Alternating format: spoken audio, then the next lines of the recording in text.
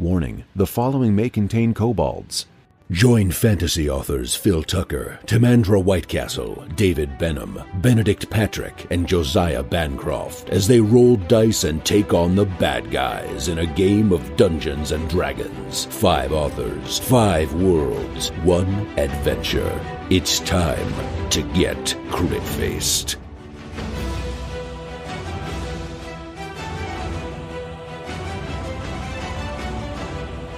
Previously on Crit-Faced, the team has broken into the local coffin maker's home and has retrieved the bones of Saint Andral. Still invisible and knowing a group of vampires remains inside, Jean Mallarmé attempts to leave with the bag of bones slung over his shoulder. I immediately move to intercept the bones, and I say, Jean? You mean the Morning Lord? Jean That's what I'm beginning to think the god is called here. Yes. Where are the others? The other bones? They're all in this bag. It's a bag of holding. Mm-hmm. No. And where are you going? Where are the others? Oh, I was just going to, I thought that we should secure these, someplace safe and warm with a bed, perhaps some soft cheese. I always like a bit of cheese before I go to bed. You mean the other people? Oh, yes, they're upstairs. They're upstairs to the left. They seem very sedate. I'm sure you'll have no trouble with them.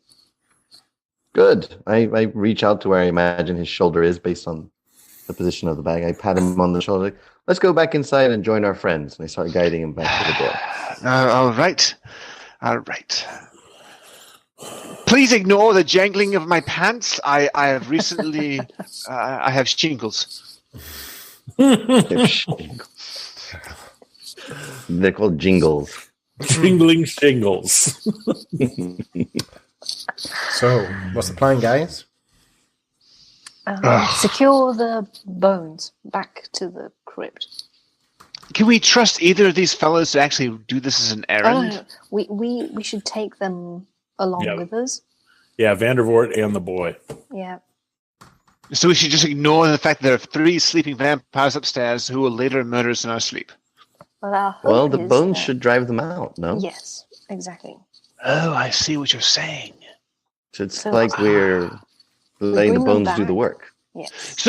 So what if I put the bones under my shirt? Will that make them invisible? Would you like to try it?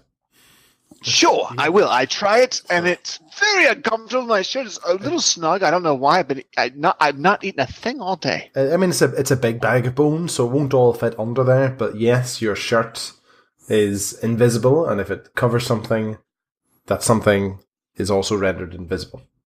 Okay, so if I gave up what about your cape, your cloak? Drape your cloak over it. If I gave up the other bag from the back part, would that render it completely invisible? Sorry, what are you trying to do?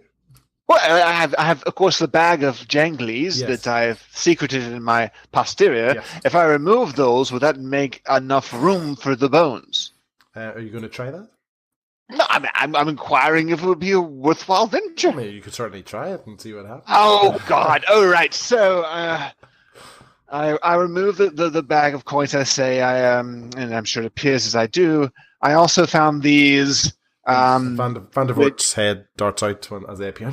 My savings, my life savings. You mean your apology to the inspectors of Reliquary of the Morning Lord, and this is your penance, and it is hardly enough, sir. Badly enough. And he just again he's trying to cope with the fact that he's speaking to this disembodied voice that seems to be dangling 2 bags in front of him, but he doesn't seem to be best pleased with the fact that he's just been told that he's not getting his money, all his money that he's worked so hard for. Well, all right, so perhaps we'll give you your money back if you're very good and the Morning Lord is feeling generous in the morning. What? I mean, he's just lost. I mean, he doesn't really have. Lord That's how I like my once followers. again he's thrust into this position, and he takes the bag of gold, and this Jean scampers away. Oh, come on! He hands it back to the man and says, "You should make an appropriate donation to the church in penance for what you've done." I am your lord, and the church and my coffers are here. Morning, Lord. Yes. Thank you. Okay, so now that the bag of coins is free from your posterior, are you trying to? Yes, I'm trying to stuff the bones off of my shirt. And over, like, in the cape. I'll get the cape involved. Yeah, I mean, I'm not ashamed. Yep, that's fine then. You managed to cover them enough so that they can no longer be seen. It was quite awkward for you, but it achieves the desired visual effect. Okay, I think we should all gather around me with weapons drawn as we return to the church and protect me beside the bones. Okay. Is that and Perhaps not with weapons drawn, so as not to draw too much attention. Well, my weapons is drawn. Well, I could make a sexual innuendo joke here, but I think I will refrain. No, the bone isn't. It's all hidden. Yes, all right. So just cover me as we return to the church. Okay. So where Medivage is obviously still following Lord Talfin, although Lord Talfin, you're aware that we're running out of time for the charm effect, and I think we have established before that he will know that you've taken magical advantage of him when it's up. What about Van der Voort? We'll take him with us. Okay. Yeah. It's not safe enough here. Okay, and he is more than happy to go. He just nods his head. He obviously keeps his distance from the disembodied voice of the Morning Lord, but he's more than happy to get out of here. And I mean, this is a man who seems to be broken, and is happy to be making his way away from his home. Okay, so make our way back through to the church. Yeah. So, guys, it's about midday by now, if not a wee bit into the afternoon. Actually, it's quite busy. The town of Falaki. You don't notice anything particularly untoward as you might move back to the western part of the town, back into Saint Andral's church. When you head on inside, Yeska is nowhere to be seen. Father Lucian is standing at the altar, looking at various holy books, presumably preparing some kind of sermon. And he raises his head as you enter. And the first thing he sees is Medivage. And he says, What's going on? Medivage? And who is this? Van der Voort? Friends, explain, what is happening?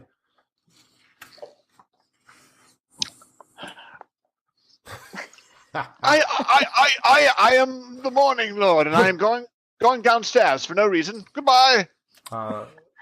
You want just the bare bones version? What? What? Is this and because of the of how well it works dramatically at that moment, Milivoj sort of stops in his tracks and shakes his head and looks at Lord Talfrin with a thunderous gaze and goes, "What the hell did you just do to me?" And Father Lucian just goes, "Explain yourselves, friends. What is this madness? Milivoj, Van der Voort, some weird voice. What's going on?" The bones are being returned to the crypt as we speak. Yes, it's all a terrible dream. Terrible dream. Go back to sleep. I think there was something in the wine. And he, at your words, Lord Talfrin, I'm not too sure. Jean, are you back up or? No. I've gone downstairs. I'm sorry. Go on. So at Lord Talfrin's words, Father Lucian runs down into the crypt again. The door's just been left open. And what does he see when he goes down? A man with a bunch of bones under his cape. Oh, yeah. Hello. Your invisibility run out, is that right? No. I'm sure it's still here. I'm just standing like this. Okay. So Very quiet. Very quiet. So he doesn't see anything? Oh, hopefully not. No. Okay, so... But I thought you said the bones were returned. There's nothing here. We're still in the same situation. Can't do it while you're in it. The Morning Lord says give him a second. What? Do you want to take a performance check? Oh, God, just leave the room so I can put the bones where they should be. 17. 17. And he takes a step back and he turns to look at the rest of you. And he goes, what? Do you hear this? Just throw the bones into a shape of a person. It's just bones! And he hears bones as they were. He hears a clattering from behind, and he turns back around and sees the bones of Saint Andral laid out there, almost as if they'd never been away. And he falls to his knees and he raises his hands to the air and he goes, "Oh, I can't believe it, morning, Lord. Thank you." And then he turns to the rest of you and he goes, I don't know what you did. I don't know really what's going on and why everyone is here, but you have no idea what this means for the town. Thank you so much. Am I still invisible? Yes. The Morning Lord says, support your local arts council. Go to more plays. And you can tell he's not entirely convinced of what's going on here, but he's still very confused. As to and sort of a smile breaks off over his face, and you've got to explain all of this to me. Well, there's one important matter that needs to be addressed, and those are the vampires. There were the undertakers, the coffin makers' house. Will the bones drive them from the city? I do not know. It's not unheard of for there to be vampiric attacks within the walls, but it is rare. So although we are protected, it's not fully impervious. I mean, were they here before? How long have they been here for? We don't know. My walking stick at the coffin maker. Do you know whether they're more vulnerable during the day? Vampires. The problem is, vampires are vulnerable to sunlight. But we have no sunlight here in Barovia. I'm sure you've noticed even during the day. No, I hadn't noticed at all. Strahd is in complete control of that aspect of his domain. If they chose to, there'd be nothing stopping them from walking the streets. Well, our work here's done then. They do traditionally sleep during the day. Wait a minute. We just returned these bones to this church, which was guarded by no offense to you, sir, a simple man. Sorry. I'm sorry. A very intelligent person who decided to use wood beams as the roof of his crypt. Can we secure these bones? Lord Taffrin, you are, I dare say, a wizard. Can you cast some sort of charm that will, lock these bones here and, protect them in some way? I may be able to. Everyone step back. Okay. Yes. Father Lucian steps back. Vandervoort just scrambles to the furthest wall. I begin a very impressive incantation and surreptitiously pull out a little bit of fleece from my pocket. And then I summon, I cover the coffin in a great vault of stone banded with iron, with a huge lock the size of someone's head, holding the lid down on top of it. How do you do this? Silent image. It's a first level illusion that will last up to 10 minutes. Okay. Oh, wait, what? Okay, well, I am sorely impressed, and I hope that this solves all of our problems in the future. I then turn to everyone, I say, we should leave this and continue our conversation upstairs now that the bones are absolutely secure. And I usher everyone out of the crypt before the illusion fades. Okay. So Father Lucian locks the door, and then he turns to you all and locks Millivage and Vandervoort in with his gaze as well, and he says, It's imperative that nobody else knows about these bones. I've learned from my mistakes that the secret spread too much, and that's what made them vulnerable. You must all promise to never speak a word of this to anyone. I say we just kill them. You know, that's like, I don't trust either of these people. And we have the authority of the Morning Lord, and I'm the morning. Am I still visible? Invisible now? I think you still got plenty of time. I think at least 20 minutes. I am the morning. Okay, I say that we shall smite you if you utter a word of this to another soul, your mother, a girlfriend, someone you met at the bar, you get drunk, one thing leads to another. Oh, word! I shall appear from the ether with a hammer of lightning and pound you into the earth if one word about this gets out. All right, so it's been spoken, and mum's a word. Your words seem to have a certain effect on Vandervoort. Millivage and Father Lucian, I think by now have realised that your voice sounds very familiar, and also that you're missing from the group. I think especially Father Lucian has kind of put two and two together. Vandervoort is again cowering in the corner. I do love that cowering. That makes me feel good.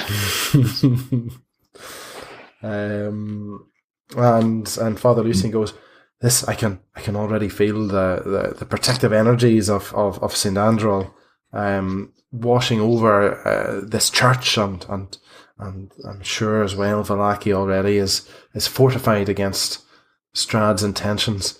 But you said there are vampires here in town.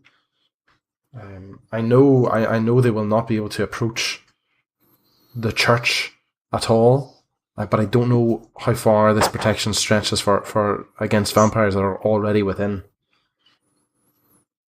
Well, can we rouse the city militia and just send in or burn the building down or do something a little bit more serious about this threat? I mean, I'm certainly sure you could tell the Burgomaster. I'm sure that's something that he would be very interested in hearing about. Obviously, he takes the protection of the town extremely seriously.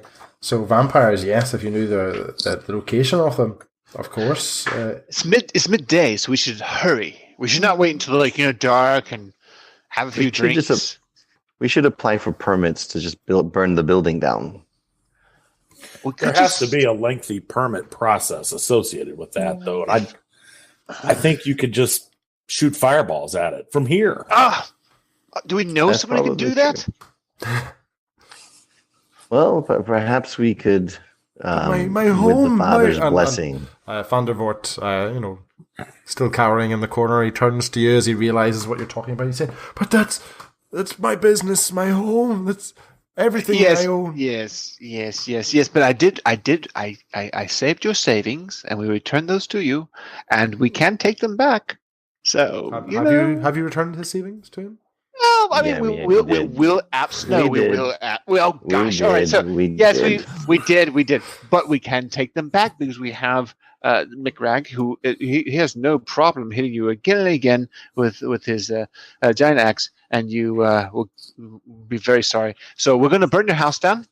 Sean's taken a very bloodthirsty turn this session. Well, Barovia is starting to get to him. I'm starting to think. Vampires. Have you not met a vampire? Yes, barely survived one. You're enjoying people cowering. You're threatening to lop off arms and limbs and heads without any qualms. I do like. I'm just noticing that Barovia is having a little effect here. Yeah. Yes. I mean, it's been a lot less. Madame Rousseau and a lot more Marquis de Sade. A man can only be pushed so far until he responds. Okay, so What is the response, guys? What are we doing? I say we burn the building down and don't go fight three Dorus. Burn it.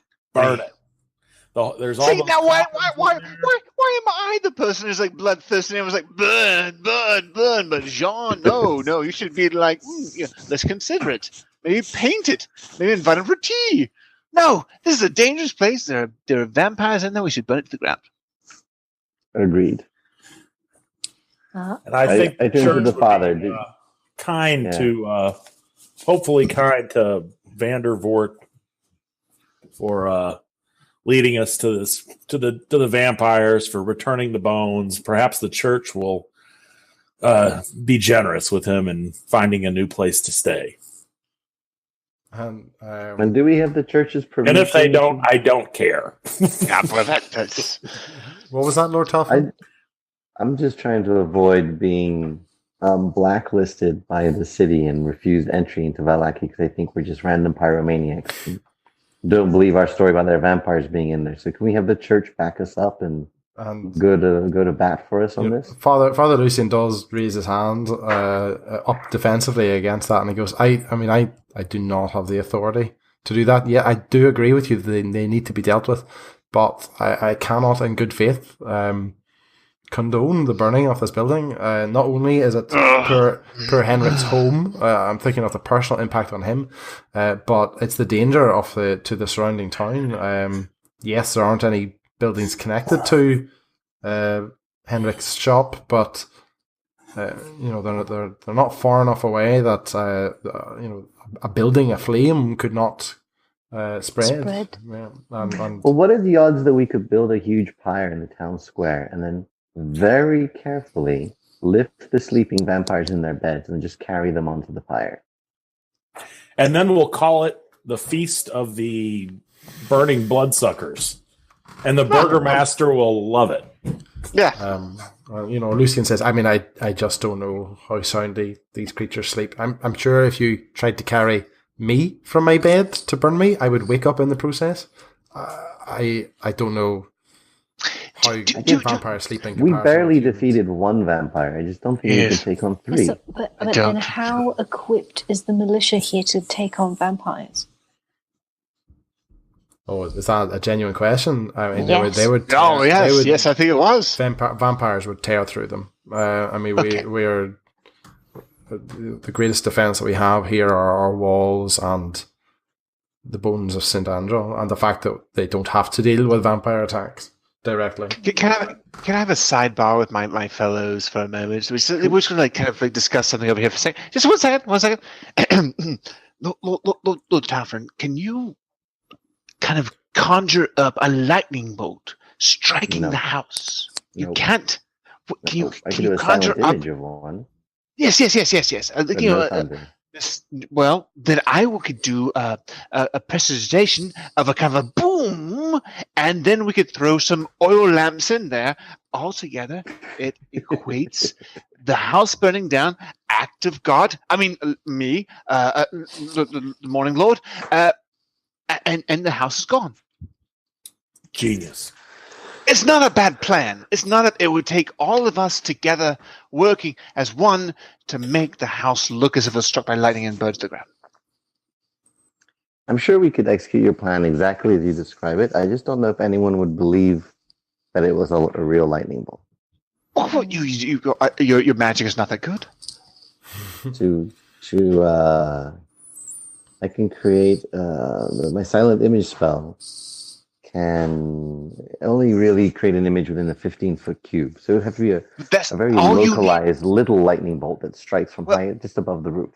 But it's very cloudy around here, if you haven't noticed. It's very overcast. Like all you need is from the bottom of the cloud to the top of the building, a couple of firebolts would be helpful as well. Can you do both of those things?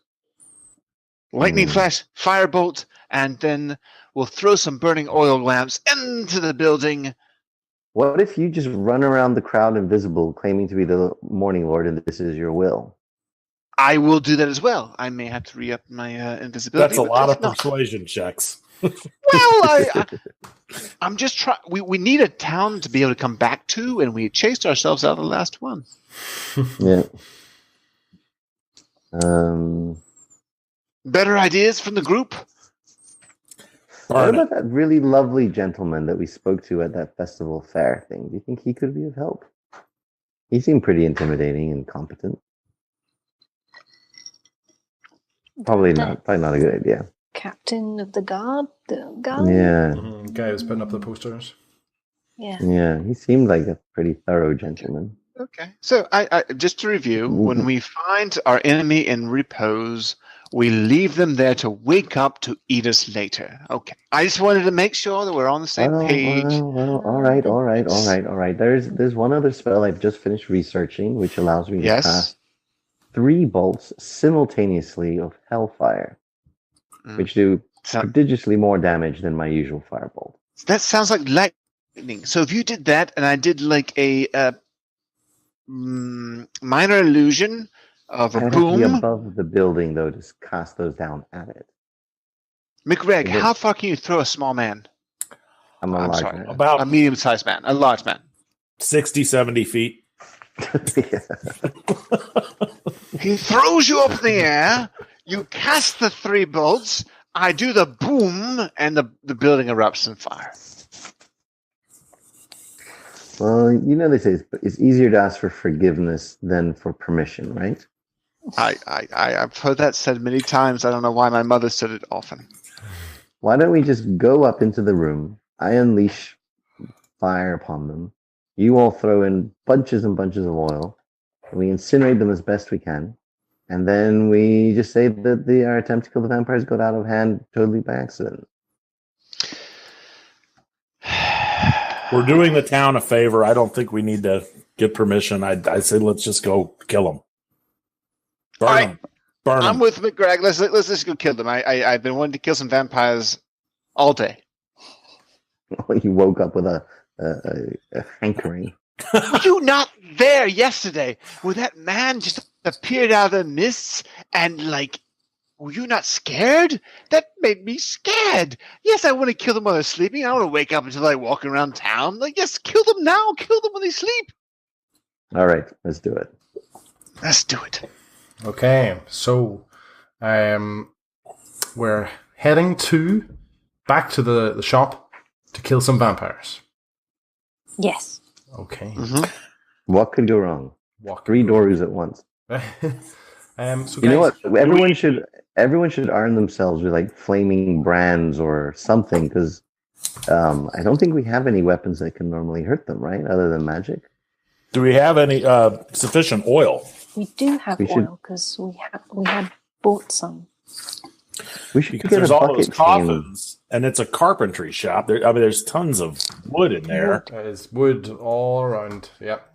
Soak it with oil. And can we just slide in all the coffins into their room and then just set the whole thing on fire so they can't even get up for the sheer amount of burning coffins? But there'd be a lot of noise getting upstairs with all that. That's true. Okay. A bucket chain of people just bringing oil up into the room? Oh, like a bucket. Run, yes. I mean, you have oil. Ironically, just like putting out a fire. How much oil do you have? Buckets. 3 buckets worth. We all walk around with an open bucket in each hand at all times. Yes. I think you did buy some back in the village of Barovia. did. I have. Yeah, it was a couple of flasks. Yeah. I think we had 5 flasks. 5, and yeah, we used 1 on Doru. Yep. So we have 4 left. Clay flasks. We could throw them on the roof. I say we run all the wood. Okay. Maybe we just go buy Remember some more. when we attacked Doru at the church, didn't he spring up and was on the ceiling and busted out a window? So, That's why I say throw it onto the roof. Yeah. Throw it on the roof. We set that on fire, and then if they run out the front, we run. Is the entire building made of wood? No, it's stone walls. Oh, What is the roof? Yes. Well, That's fire insane. can still floorboards, catch. obviously. Yeah, there's a the lot of problem wood with going on setting- in there. The problem with setting it entirely on fire is, first of all, we don't know whether the vampires won't escape. We don't know whether we will be able to escape. We're not going to be in there. The conflagration. And the third thing is that it could spread, and we could do a huge how about this amount for an of idea? damage. Yes, true. What if our nimblest and best sort of play actor, whoever that may be in the group, under the protection of visibility, sneaks into the room with all the vampires by himself. Yes. And then very, very carefully slips manacles onto their sleeping limbs and just binds them with these chains so that they cannot race around. That was something I suggested hours ago. I said that you could bind them with some like stout rope and then cut their heads off. But I'm suggesting chain. The rope. No, it is an innovation. It is an innovation. Do we have chains? Yeah. Manacles? Do we have manacles or chains? And do we know for sure that their superhuman strength will not just we break could slide each one into an Iron Maiden. That wouldn't wake him up at all. Are you just trying to kill me, sir? Because that sounds like you're just trying to kill me. I don't know if I'm brutally honest. If I wanted to, well, never mind. So I think, guys, oh my god! We've obviously been talking about this for quite a while, and it is you're realizing it's now midnight. Well, it's not midnight, but you definitely are realizing that where you're reaching the stage in the day where if you're concerned about night coming, you would have to act soon before that. Okay, yes. All right, let's go grab some manacles. Just burn it. Let's just burn it down. Let's wait outside the front door. Oh, but you know they're going to just squirm out the window and leap at us. We're going to throw the oil on the roof. Oh, God. We're going to die tonight. Oh. What if we stealthily move up the stairs? Yeah. Lord Talfrin does that triple firebolt thing he was talking about. With oil. First we treat the floors with oil. Yeah. And we wait by the door. Lord Talfrin does this firebolt thing. We immediately retreat down the door or down the stairway and be ready for him outside. They'll be like at least wounded. Right. So we manacles? go up there and we do oil on them as if they were a salad, and then he lights them on fire, and then we leave. Yes. We have no manacles. Like if we had like a magical manacle, yes, we would use that. We don't have them. Can we acquire some on the way, like a manacle vendor or something? Yeah. You certainly haven't noticed one. Daylight. We have no time. Oh my god. All right. Let's just rush headlong into fighting three vampires. Yes. Quickly. And thank God some of us can be invisible, but not all of us. Right. So we are planning to run off to the coffin makers to kill some vampires before night sets. Yes. It's time to end. We should also just send a messenger to the Burgomeister, letting him know so he can at least start preparing for the inevitable debacle. Are you sending a messenger to the I think this is going to be a very, very wonderful debacle, and I think he deserves to have as much of a heads up so he can get his people together and ready for what's to come. Okay. Sign the Gravedigger boy. Oh. Milivoj has gone off in a huff. He was not happy with Lord Talfrin, but you still have Jeska's still around, so and more than willing to make up for his. I think the priest should go. He's the one with the authority to convince a burgomaster. A 10-year-old may not gain admittance. Father Lucien is absolutely agrees. Yes, absolutely. That makes a lot of sense. I will try to get an audience with the Baron as quick as possible. But please move soon, because once they realise that Vandervoort and the bones are no longer there when they wake, who knows what they would do in retribution. Then very well. I think we have a plan. We do. We have a plan.